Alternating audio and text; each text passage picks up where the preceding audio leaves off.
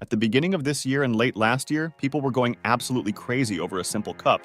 Not just any cup, though, a Stanley cup. People were clamoring to their local stores in droves and ordering their special stainless steel tumblers online. The internet was ablaze with viral video after viral video, all pertaining to the Stanley brand. Stanley cups had become the next viral sensation that drove the masses into a buying frenzy for their regular and limited edition cups, which were carefully crafted for Stanley's newest and most committed consumers. With the wrap-up of this viral sensation, Stanley as a company had accomplished their renewed branding goal and shifted their consumer market, all the while making a record sales boost of over 300%. You may be thinking, what consumer shift did Stanley make? Or what rebranding did Stanley actually do?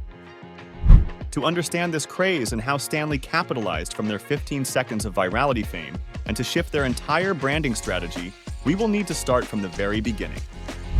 But first, a word from our affiliate sponsor. Meet the only tumbler you'll ever need, the Stanley Quencher Flow State.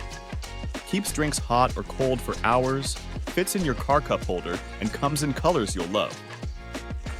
Designed for everywhere life takes you, from the morning grind to weekend adventures. Get yours on Amazon today. Stay hydrated with Stanley. Check out the link in the description of this video to get a hold of your Stanley Quencher Flow State. Let's dive into where Stanley got its start.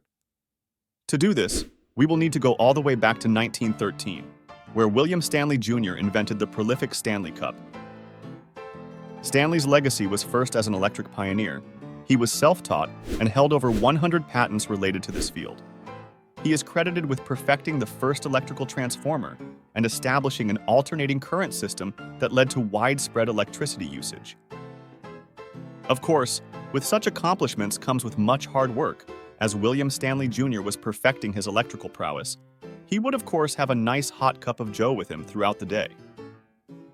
But the insulated cups of the early teens just weren't holding up for him. All of them were lined with glass.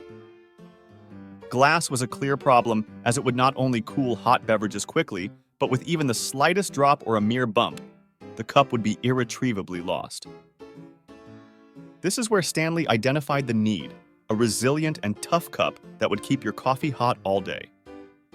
And so, the Stanley Cup was born. A double-walled, vacuum-sealed, indestructible bottle that would be guaranteed to keep your cup of joe hot all day. So now we know where the Stanley thermos came from, but what was Stanley's marketing strategy? With such a cup being marketed as indestructible, when it comes to the average fall or bump, the best target consumer for Stanley was easily chosen: the everyday blue-collar worker and outdoorsman. In essence, the brand has built upon a rugged lifestyle ethos for over a century, crafting products designed for workdays, road trips, and outdoor adventures. As recently as 2012, the Stanley Company had mentioned that its products resonated with 30-year career veteran policemen and retired Army soldiers.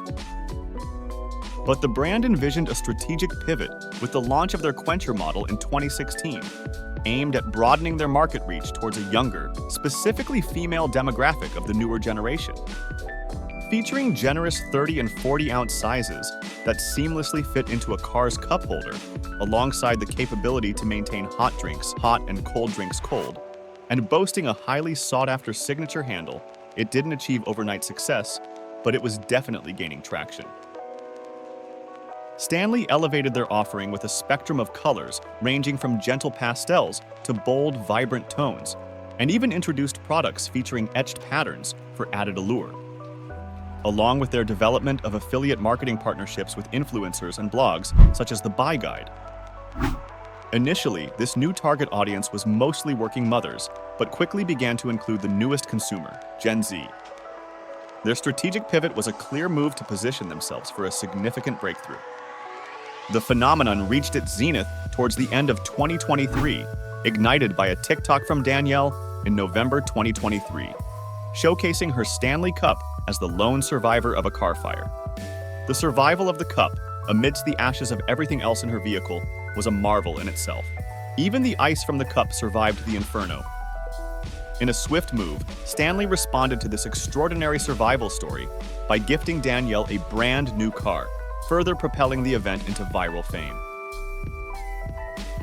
Momentum built rapidly from there, perfectly aligning with the release of their limited edition Christmas tumblers in November 2023. Not missing a beat, Stanley launched their Galentine's collection on December 31st, 2023, across Target stores nationwide, featuring the standout Winter Pink Starbucks and Stanley Quencher collaboration. This release caused a frenzy among soccer moms and Gen Z women alike, desperate to secure the much-coveted pink cup. The zenith of this viral craze was marked by the collections flying off the shelves, as demand both online and in-store surged. Videos of eager shoppers scrambling for these cups became an internet sensation. As the frenzy reached its climax, a bit of controversy naturally emerged to stir the pot further.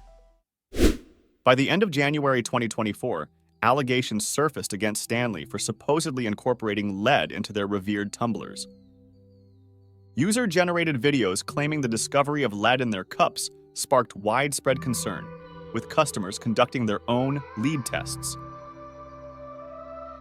Stanley promptly addressed these claims, stating that while the vacuum insulation at the base of their products does contain lead, it is encapsulated within a stainless steel layer, rendering it inaccessible to consumers. They assured that the product's design ensures that the lead is unreachable unless the product is damaged, and reassured that there have been no reports of the cups posing any health risks. Despite Stanley's clarifications, 2 women proceeded to file lawsuits against the company, accusing it of neglecting to inform purchasers of the potential presence of lead, thereby infringing upon their right to make an informed purchasing decision. On top of this controversy, there is also the interesting catch-22 for Stanley, as they promote their products as reusable and therefore better for the environment. However, an abundance of this product is being brought to market, therefore creating more waste, as it is common for their customers to buy more than one singular cup. Following this whirlwind of virality and controversy, it's pivotal to examine the financial implications and the broader shift in consumer behavior as this saga catalyzed.